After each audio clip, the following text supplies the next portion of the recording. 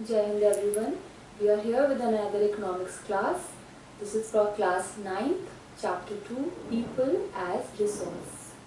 Now, the topics of this chapter are to have an overview first of all, second, economic activities by men and women, third, quality of population, and fourth, studying about types of unemployment. Let's have an overview of the chapter. Things we will discuss and the terms we will discuss are human capital, gross national product, human capital formation, and advantages of a more educated or a healthier population. Let's start with the first one, economic activity by men and women. Economic activities are development and wealth producing activities. These create economic and financial gain by producing goods and services and add value to the national income. To be called any activity as national income, what is important? It is important that we include it in the national income. When we are calculating the GDP, it has to be a part of it. Now the sectors of economic activities. So the economic activities can be to market or non-market. So under market, things that are being added, things that are of economic value are three. Primary sector, second, income coming from secondary sector, and third, tertiary sector. Let's see what all is included in this primary sector. Now, things that are directly dependent on the natural resources, things that are dependent on rainfall, sunshine, things that are buried inside thousands of years ago, things that do not have our own control are basically included in the primary sector. They are more nature based, they are more dependent on the natural phenomena and cannot be controlled totally by human. So things that are included here are agriculture, forestry, animal husbandry, fishing, poultry farming, mining and quarrying. All these things are dependent on the Mother Earth. They all are not dependent on human activities. Second one, secondary sector. This is known as the manufacturing sector. Here the new production of goods take place from the raw materials that are being produced in the earlier sector. That was the primary sector. So things that are being produced in the primary sector are then forwarded to the secondary sector for further production to give it a final you can say shape. So this is where the final good is being created. So this creation, the process of being creation of a new good, any good, that comes under secondary sector. It could be manufacturing of a textile, cloth or anything. Tertiary sector, the third one. Now this sector includes trade, transport, communication, banking, education, finance, health, tourism, insurance and a lot more. It's a broad sector. Many things can be included in it. What is important here is that nothing is being created new. New production takes place here. Only it deals into servicing. Any kind of servicing. It could be a doctor's service, it could be a cobbler's service or a government officer's service. But what is important is no production takes place in this sector.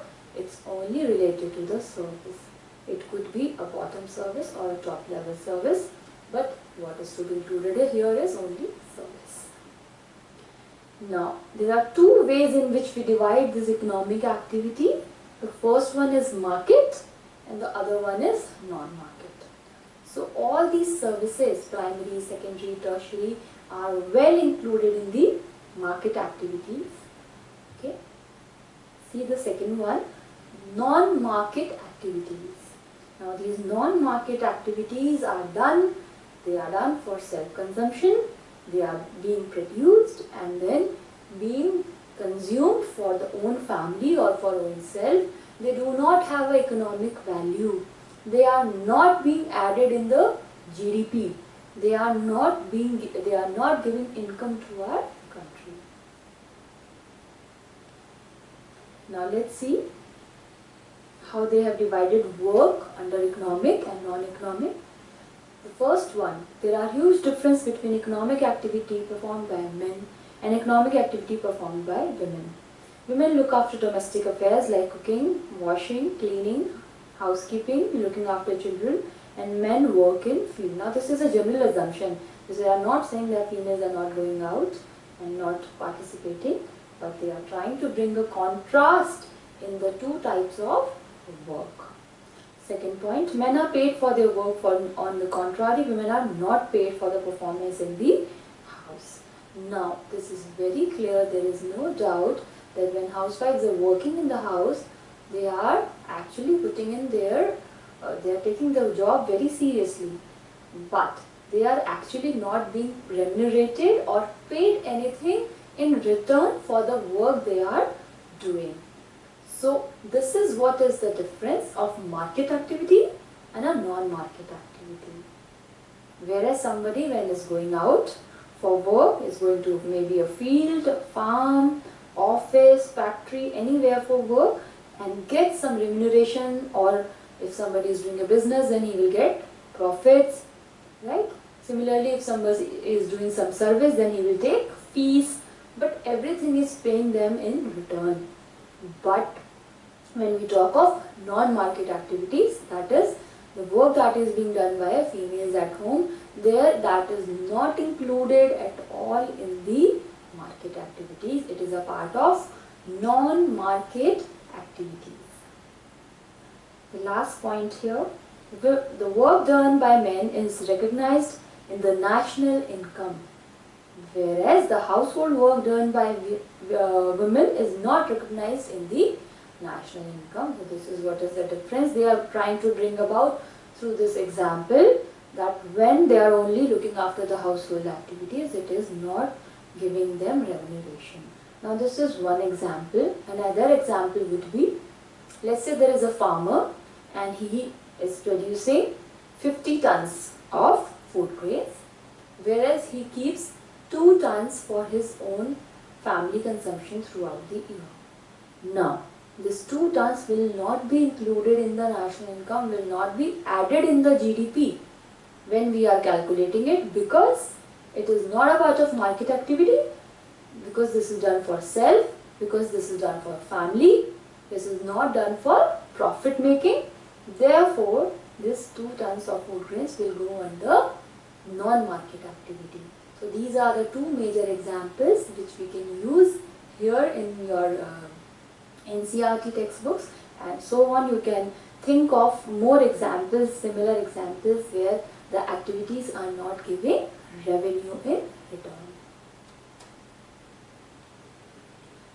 Now let's go ahead. Quality of population. Now before going to this quality of population, we should understand what is the meaning of now people as resource. People as resource is nothing but turning people into assets, turning people, making people workable, making people useful for the economy, making them useful for their own self, so that they are able to earn something, make their life good and the future good. Now, quality of population, this is what talks about that when we enrich people with good education, good health and good skilling.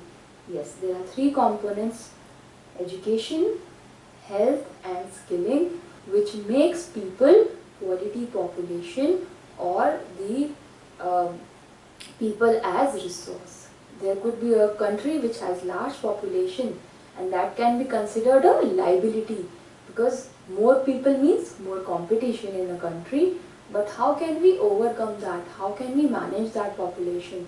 That is through skilling, that is through giving them basic health facilities from the day the child is born to prior to that and after that, as well as taking care of the literacy, education of the child. And when all these 3 things are taken care of, what we get in return is quality population.